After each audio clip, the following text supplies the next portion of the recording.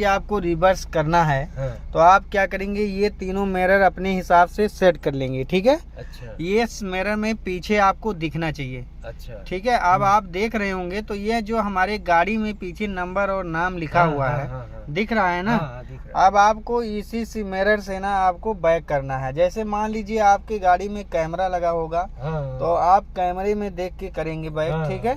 कैमरे में क्या होता है कि जब उसमें रेड लाइट, रेड पत्ती जलने लगेगी, तो आपकी जो सेंसर रहता है वो आवाज करने लगेगा, तो आप समझ जाएंगे कि अब हमारी गाड़ी अब आगे और पीछे जाएगी तो लड़ जाएगी, ठीक है। अगर आपको इस मिरर में नहीं समझ में आता है बैक करते समय, तो आप क्या करेंगे, ऐसे से हल्का सा तिरछा, हाँ ऐसे तिरछा बैठ के इस दोनों सीट के बीच से आपको देखना होगा।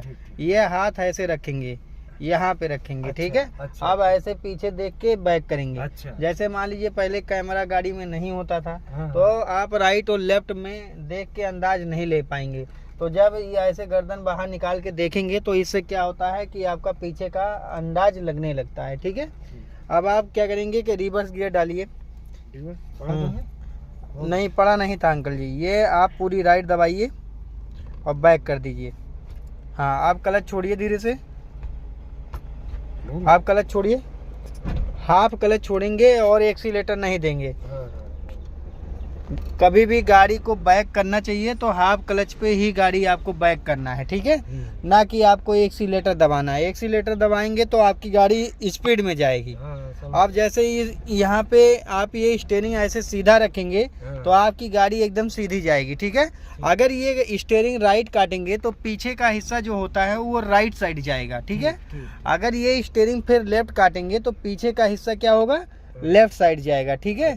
आपको ये स्टीयरिंग को स्ट्रेट रखने की कोशिश करना है। जब स्ट्रेट रखेंगे तो आपकी गाड़ी एकदम सीधी बैक जाती चलती चली जाएगी, ठीक है। अब ये सब जो ये डिवाइडर बना हुआ है, इस डिवाइडर के किनारे आपको सीधे सीधे बैक करना है। तो इस मिरर में आप देखिए राइट वाले में, अगर आप राइट और ले जाएंगे तो पीछे का हिस्सा राइट साइड में डिवाइडर में लड़ जाएगी।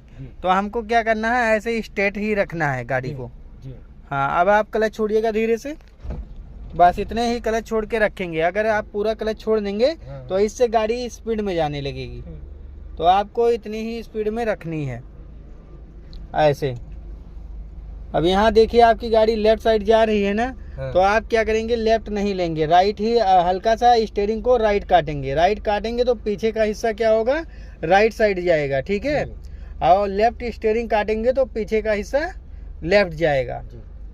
अब ऐसे स्ट्रेट रखने की कोशिश करिए बस। अब जैसे मान लीजिए वहाँ आपके पीछे देखेंगे